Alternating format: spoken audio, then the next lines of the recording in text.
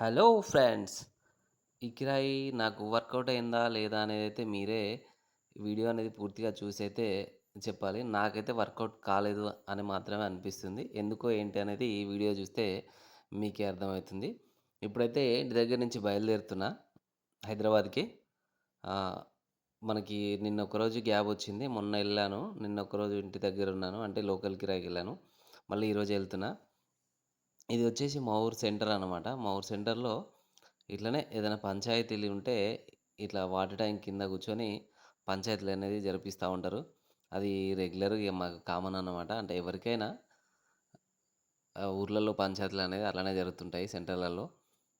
ఇప్పుడు మనం వచ్చేసి బంకైతే వచ్చేసిన. బండ్లో అయితే 2 పాయింట్లుంది. నార్మల్‌గా 2 పాయింట్లంటే నేనెప్పుడైనా అక్కడికెళ్తే 35,000-4,000 మధ్యలో కొట్టిస్తా. వచ్చేటప్పుడు ఏమైనా తక్కువ పడితే చూస్తా.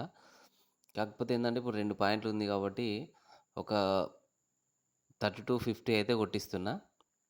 సరిపోద్దనే అనుకుంటున్నా. కాకపోతే ఏంటంటే మనకక్కడ అన్‌లోడింగ్ పాయింట్‌లేంటి అని మనకు తెలవదు. అక్కడికెళ్ళిన తర్వాతనే మనకు జెప్తరు. మనం గూడా ఎప్పుడు ముందు ఎప్పుడు అడగలేదు ఎక్కడికెళ్తున్నాం ఏంటి అనేది. ఆ అన్‌లోడ్ పాయింట్‌లను బట్టి నేను కిరాయి అనేది వాళ్ళని అడుగుతుంటాననమాట. కాకపోతే ఈరోజైతే కొంచెం మిస్ మ్యాచ్ అయింది. అదేంటనేది మీకు చివర్లో తెలుస్తదనమాట. 32, 50 కొట్టిస్తే చూడండి రెండే పాయింట్లొచ్చింది నార్మల్‌గా. అంతకుముందే 2 పాయింట్లుండే. ఇప్పుడు 2 పాయింట్లుంది. ఇప్పుడు మనకోళ్ళ కోసమైతే నార్మల్‌గా మన ఊరు ఒక రైతనమాట. నార్మల్‌గా పైపు గురించి కనుక్కో అంటే నేనొచ్చేసి ఆ మ్యానుఫ్యాక్చరింగ్ కంపెనీ దగ్గరికైతే వచ్చేసిన. అంటే దారిలోనే ఉంటది. ఎళ్ళేటప్పుడు కనుక్కొని ఎళ్దామని జెప్పేసి వచ్చేసిన. అయితే ఇదో ఇదొచ్చేసి మన వరంగల్ ధర్మారం దాటగానే లెఫ్ట్ సైడ్‌లో అనమాట. హోల్‌సేల్ కాంప్లెక్స్‌కి అపోజిట్‌లో ఉంది. ఇది చూడండి నార్మల్‌గా బయట షాప్‌లో తీసుకోవడం కంటే ఇక్కడికొచ్చి తీసుకోవడం బెటర్ అనిపిస్తుంది నాకు. ఎందుకంటే మ్యానుఫ్యాక్చరింగ్ ఇక్కడే ఉంది గదా! ఎంతైనా మ్యానుఫ్యాక్చరింగ్ అంటే కొంచెం పైపు మనకు ట్రాన్స్‌పోర్ట్‌లు గాని, లేకపోతే ఇంకా ఎక్స్‌ట్రా ఖర్చులేమి ఉండవు అని నేను అనుకుంటున్నా. ఎందుకంటే మనకు దారిలోనే ఉంది. అదే వరంగల్ నుంచి వస్తుంటే మాత్రం గోదావరి కాంట పక్కనే ఉందన్నమాట.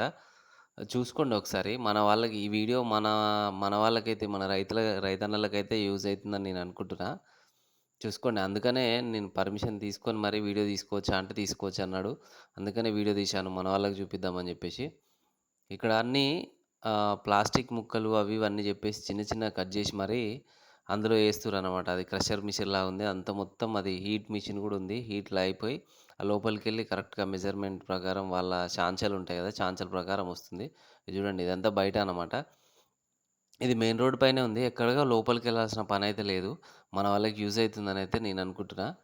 కాకపోతే రేట్లు అవి ఇవి అనేది మాత్రం నేను అడగలేదు. ఆ సేటు వాళ్ళు లేరు. నార్మల్ వర్కర్ వాళ్ళే ఉన్నారనమాట. వాళ్ళు రాలేదు ఇంకా అని చెప్తే నేను మీకైతే పూర్తిగా ఇన్ఫర్మేషన్ ఇయ్యలేకపోతున్నా. అంటే రేట్ ఎట్లుంది ఏంది అనేది. అది గూడా సైజులను బట్టి ఉంటదంట. కాకపోతే ఏందంటే మీరు గూడా బయట షాప్ తోటి కంపేర్ చేసుకొని తీసుకోండి. ఇది మొన్న పెట్టాను మీకు క్లిప్పు. మొన్నెళ్తుంటే అయిన యాక్సిడెంటు. అది అల్లనే ఉంది. ఇసుక లారీలవి. ఇప్పుడు ఇసుక అనేది అన్‌లోడ్ చేస్తుర్రు ఇప్పుడు. అంటే అవి తీసుకుపోవడానికి పోవచ్చు నార్మల్‌గా. అది రిపేర్ అనేది జేసుకోవాలి గదా! ఈరోజు మొత్తం అంతా గ్రీనరే ఉంది. అంటే మంచిగా కూల్‌గానే ఉంది. మొన్న అంటే పట్టా కట్టకున్నా వచ్చేసినాము. కొంచెం అంటే ఎండ ఉంది కాబట్టి కట్టకున్నా ఏం కాదనుకున్నా గానీ, ఈరోజు మాత్రం కంపల్సరీ కట్టుకొనే తీసుకురావాలి. నేను ఆల్రెడీ ఇంటి దగ్గరే లేట్ అయిపోయింది. 9 గంటలకు అట్లా ఇంటి దగ్గరనే బయలుదేరినా. నేను ఎళ్ళేసరికి 12:30, 1 అయితది. అది చూడండి సొప్ప. మన దగ్గరైతే నార్మల్‌గా మనం ఏ రోజుది ఆ రోజే కోసుకొచ్చుకుంటాము. అది డైరీ ఫామ్‌లకు ఉన్నట్టుంది. అందుకనే ఒకటేసారి ట్రక్‌లో తీసుకెళ్తుర్రు. అది కూడా చాలా రోజులుండని 4, 5 డేస్ అయితే అంతే ఎండిపోతా ఉంటది. అంటే మరి అతని డైరీ ఫార్మ్ ఎంత పెద్దదో మనకు తెలీదు. మన unloading sorry outer ring road మన 9 నంబర్‌లో ఎగ్జిట్ కాబట్టి మన ఎగ్జిట్ పాయింట్ అయితే వచ్చేసింది. మన ఫ్లాట్ దగ్గర కూడా వచ్చేసినాం మనము. ఈరోజంతా డల్‌గానే ఉంది. నాకు గూడా కొంచెం డల్‌గానే ఉన్నాను. చూడాలి మరి ఎలా అయితుందనేది. నేనొచ్చేసరికే 12 అయింది. 12, 1 అయింది. ఈరోజు ఇంటి దగ్గరనే లేట్ అయిందంటే. అంటే మనకు కాల్ చేయడమే కొద్దిగా లేట్‌గా కాల్ చేశారు. 9కి అట్లా బయలుదేరాను. ఇప్పుడొచ్చేసరికి 1 అయితుంది. ఇంకా వీళ్ళకి ఆర్డర్ కాపీయే రాలేదంట. అంటే మనం ఏమేమి ఏసుకెళ్ళాలనేది ఏమీ రాలేదు. నాకు తెలిసి ఇక్కడనే 2, 3 అవర్స్ పడుతుంది. అంటే ఇక్కడే 3 అయితుంది. ఈరోజు అన్‌లోడ్ అయితే ఏముండదు. ఇంటి దగ్గర పెట్టుకొని ఊరుకోవడమే. రేపే అన్‌లోడ్ చేయాలన్నమాట. చూద్దాం ఏం జరుగుతుందని. ఇప్పుడొచ్చేసి 4 దాటింది. ఇప్పుడైతే లోడింగ్ స్టార్ట్ అయితుంది. సో, మనం అన్నట్టు ఈరోజు అన్‌లోడ్ ఏముండదు నాకు తెలిసి. జస్ట్ ఇంటి దగ్గర పెట్టుకొని ఉండడమే. కాకపోతే ఏందంటే దారిలో ఒక పాయింట్ ఉంది అన్‌లోడ్ పాయింటు. అది అడిగితే కూడా అతను నేను ఆల్రెడీ 5కే క్లోజ్ చేసుకొని ఎళ్ళిపోయినా. ఇప్పుడు ఈరోజు కుదరదు. రేపు మార్నింగే వచ్చేయమన్నాడు. సో, ఖచ్చితంగా ఇంటికెళ్ళాల్సిందే. అది కూడా మనకు పాసిబుల్ కాలేదు.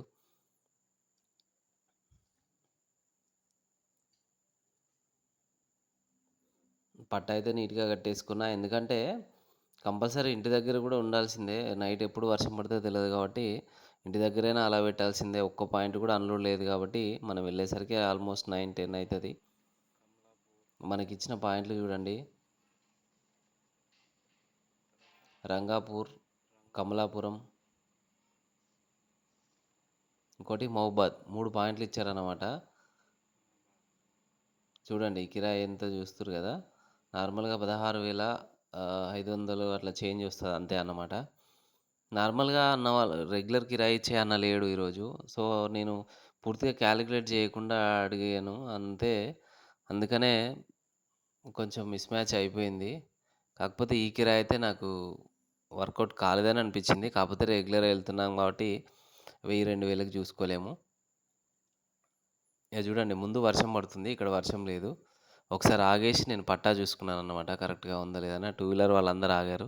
అంటే చూడండి ముందు వర్షం ఉంది. ఇక్కడ లేదు. ఒకే రోడ్డు మీద. ఇది ఎక్కడ అంటే భువనగిరి టోల్ గేట్ దాటగానే నార్మల్‌గా దాటక ముందే అండి సారీ. ఇక్కడి నుంచి వర్షమే అండి. వర్షంలోనే వచ్చాను మొత్తం ఇంటికైతే. నార్మల్‌గా బాగా హెవీగా అయితే లేదు. నార్మల్‌గా ఉంది. కాకపోతే ఏందంటే మన పట్టా కూడా రబ్బర్ పట్టా కాబట్టి మనకు పెద్ద ప్రాబ్లమ్ ఏం లేదు. మనం ఆలోచించాల్సిన పని కూడా లేదు. మంచిగా నీట్‌గా కట్టేసుకున్నాం కాబట్టి మనం ఎక్కడ ఆగాల్సిన పని కూడా లేదు.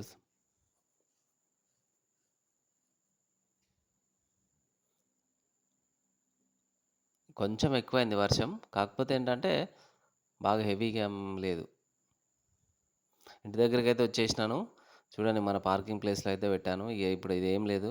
రేపు పొద్దున్నే ఇగ మార్నింగే 8కి అట్లా స్టార్ట్ అయితే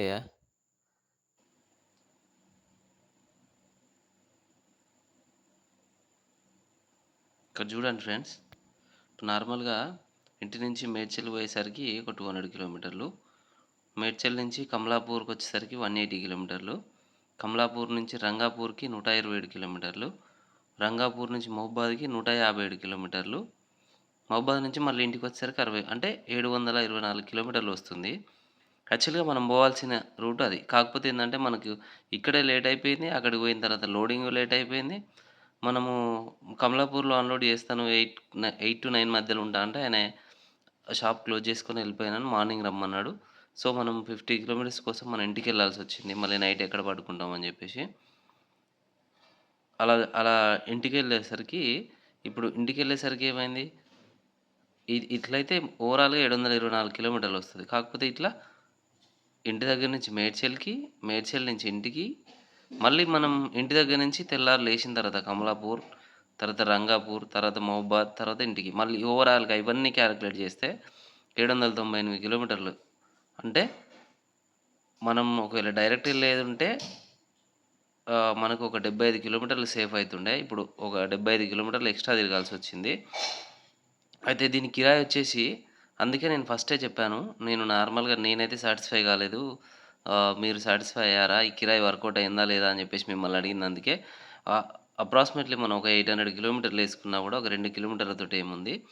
800 కిలోమీటర్లేసినా గూడా పెద్ద బండి కాబట్టి 23 తోటి కాలిక్యులేట్ చేసినా గూడా మనకు 18,400 రావాలి. కానీ మనకొచ్చేసి జస్ట్ 16,500 మాత్రమే రాసిండు. అంటే ఒక రూ. 2,000 మనకి కొంచెం తక్కువ రాసినట్టే నన్నడిగితే.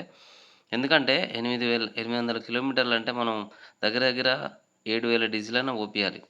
7,000 ప్లస్ కొంచెం ప్లస్సే పోపియాలి. సరే 7,000 ఏసుకున్నా గూడా మన టోల్ గేట్లని, ఖర్చులని అవి ఇవి అని జెప్పేసి మనకి 8,000 ఖర్చే అయితుంది. 8,000 ఖర్చంటే 8,000 కోసం అంత రిస్క్ తీసుకుంటున్నాం 800 కిలోమీటర్లు.